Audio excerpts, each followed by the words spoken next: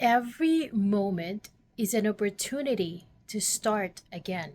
Every moment is an opportunity to start again. Like every day, we feel sometimes that we're sort of missing out, or we missed out on opportunities we did not take in the past.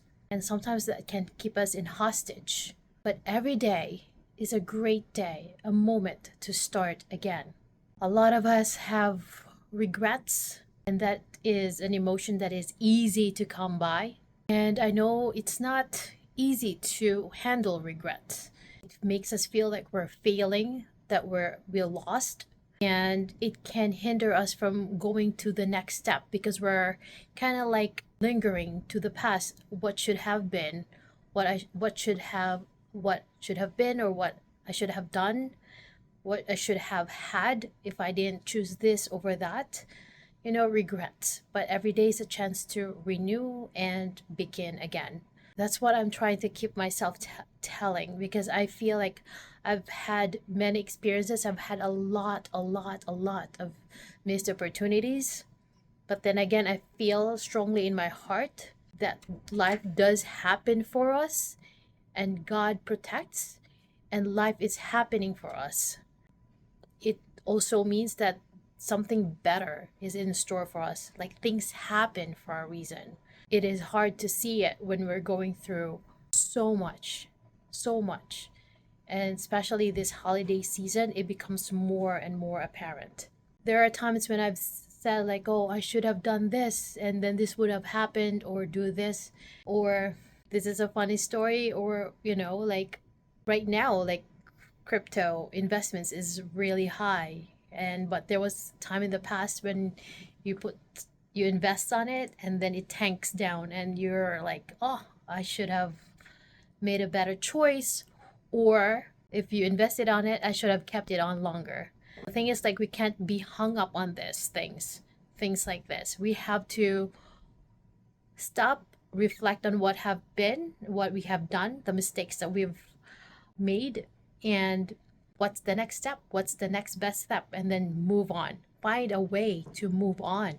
Mistakes, let's say we're in a heat of argument between a loved one, and then what happens is you respond because you want to win the fight or the conversation, you want to make your point. And most of the time when we have misunderstandings with our loved ones, even if you win, you lose.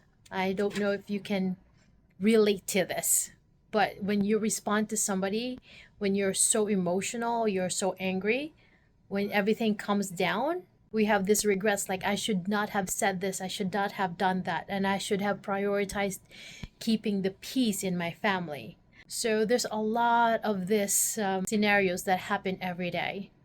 Or this morning, so early in the morning, if I just woke up a little bit earlier and prepared earlier, fed my dogs early, then and feed my families early and get ready early, then I wouldn't have been late to that big meeting, or I would have been stuck in traffic. Or but I feel like all these things happen for us. It's teaching us a lesson.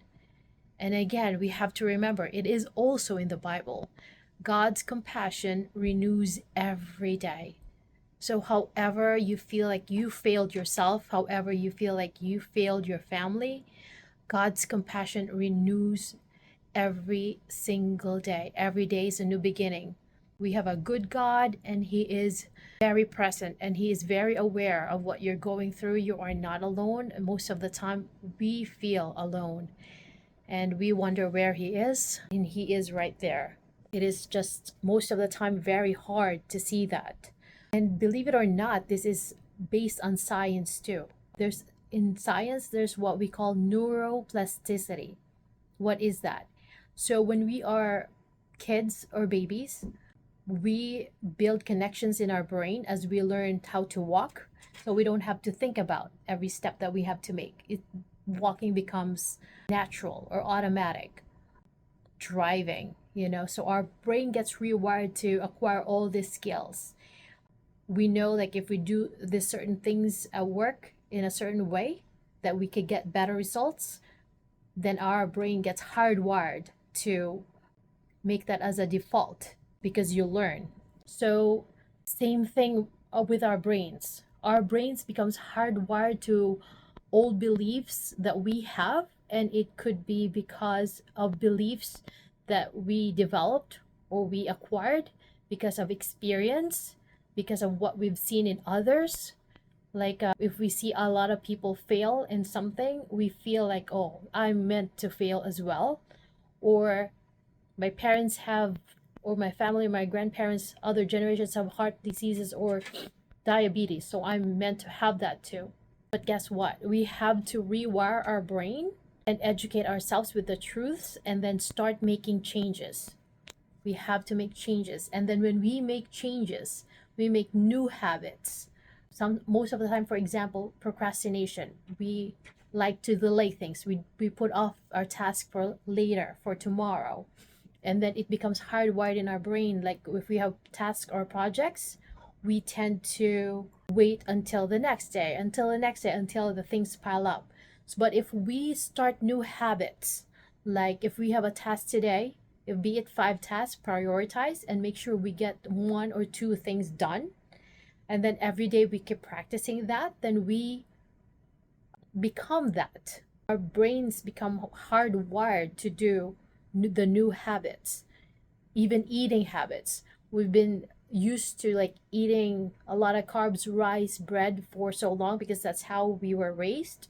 But if you start eating to be more conscientious, be more conscious of what you have, we start to eliminate processed foods. We eat more fruits and vegetables.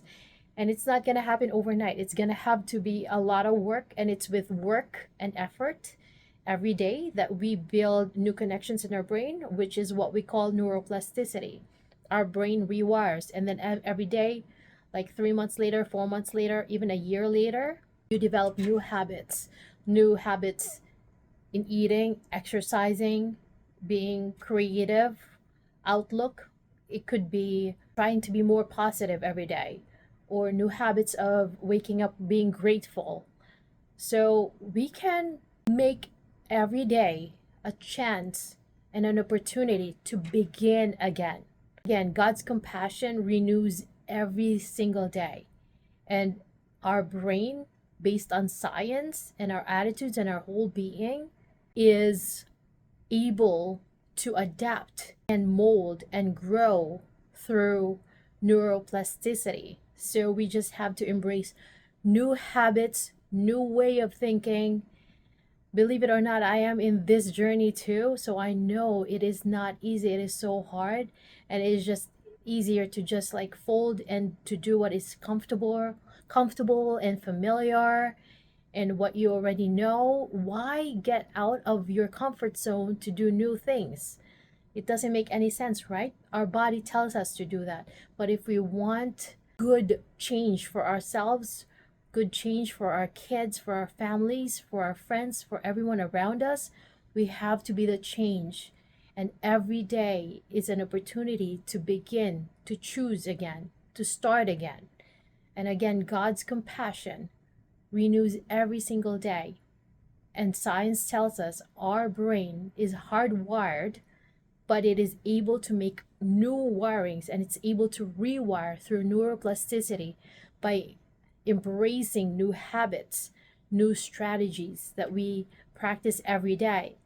It's not going to be easy. There's going to be some days when we fail, but we have to be kind to ourselves, like how we are kind to others, and keep moving on. So let's begin again. No matter how old you are, you could be in your 20s. I'm 43. So let's begin again. Begin new habits. Start new habits that we can pass on to our kids and the next generations. Habits that's going to help us build wealth, help us build great health, that we can have our kids follow our healthy habits. It's so exciting. Let's do this together. It's not going to be easy, but we're in this together.